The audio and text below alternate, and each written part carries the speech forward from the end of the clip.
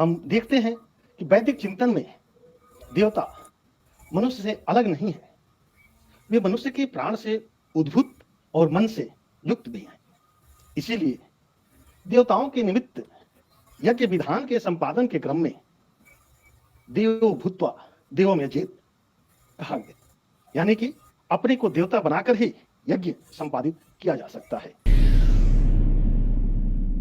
रामो राजमणि सदा विजयते रामम रमेशम भजे रमेणाम भियता निशाचर चमु रामाय तस्मै नमः। रामन नास्ति परायणम परतरम रामस्य दासो हम रामे चित्तलय सदा भवतु मे भो राम मामुद्वर। हेरिटेज सोसाइटी पटना के तत्वावधान में आयोजित इस विशिष्ट व्याख्यान सत्र में आप सभी विद्वज्जनों, शोधार्थियों एवं सुधीजनों का हार्दिक स्वागत एवं अभिनंदन करता हूं। जैसा कि द्विवेदी जी ने आप सबको अवगत कराया है कि आज का यह जो विषय है व्याख्यान का, श्री राम का वैदिक संदर्भ, शोधात्मक ऐतिहासिक विमर्श। यह व्याख्यान आप सबके समक्ष आभासी पटल के माध्यम से प्रस्तुत किया जा रहा है, जिसमें आज के विद्वान वक्ता आचार्य प्रोफेसर दीनबंधु पांडे जी, जो वर्तमान में सदस्य भारतीय धरोहर संस्थान संस्कृति मंत्रालय भारत सरकार के हैं, साथ ही आप भारतीय विद्या अध्ययन संस्थान साउथ एवेन्यू नई दिल्ली से जुड़कर भी अकादमिक रूप से देश के विद्वानों, शोधार्थियों को अपना मार्गदर्शन कर रहे हैं। आप पूर्व में ICSSR भारतीय सामाजिक विज्ञान अनुसंधान परिषद नई दिल्ली तथा ICHR भारतीय इतिहास अनुसंधान परिषद नई दिल्ली के सदस्य भी रह चुके हैं। आप काशी हिंदू विश्वविद्यालय के कला इतिहास विभाग एवं पर्यटन प्रबंध विभाग के पूर्व विभाग रह चुके हैं। आप जैन शासक अमोघ वर्ष प्रथम का इतिहास आदि अनेक ग्रंथ प्रकाशित हैं। अभी हाल में ही अभिलेखिक एवं पुरातात्विक उत्खनन पर आधारित राम जन्मभूमि मंदिर अयोध्या की प्राचीनता प्रकाशित हुई है।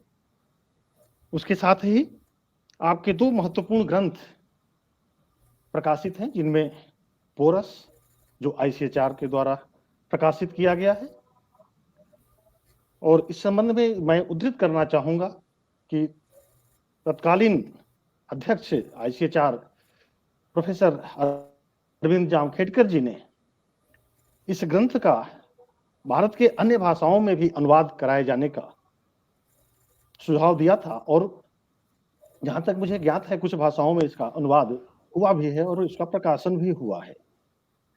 इसके साथ ही आपका अभी हाल में एक ग्रंथ प्रकाशित हुआ, कम्युनिकेशन इन एंशिएंट इंडिया। ऐसे कई ग्रंथ आपके प्रकाशित हुए हैं, जिसकी एक लंबी सूची हमारे सम्मुख है, जिसका वाचन करना समय के अभाव में नहीं किया जा सकता है। तो ऐसे सुप्रसिद्ध इतिहासवेत्ता, कलाविद, साहित्य समीक्षक, प्रतिमा विज्ञान एवं मुद्रा शास्त्र के विशेषज्ञ के रूप में आदरणीय गुरु जी का मैं इस सत्र में हृदय से हार्दिक स्वागत एवं अभिनंदन करता हूँ। मैं अभिनंदन करता हूँ मंच पर उपस्थित हेरिटेज सोसाइटी पटना के महानिदेशक प्रोफेसर डॉक्टर अनंत आशुतोष द्विवेदी जी का। आप आभासी हाँ, भौतिक संगोष्ठियों, कार्यशालाओं तथा विशिष्ट व्याख्यानों के आयोजन के माध्यम से हम सभी अध्येताओं के लिए नित्य नए विषयों पर विमर्श के लिए मंच उपस्थित करते रहते हैं। आपका बहुत-बहुत आभार और स्वागत और अभिनंदन है। आप एक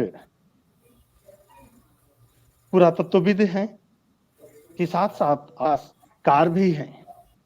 मैं आपका भी स्वागत एवं अभिनंदन करता हूँ। जैसा कि आप सभी जानते हैं कि आज का जो विषय है, श्री राम का वैदिक संदर्भ, ऐतिहासिक विमर्श।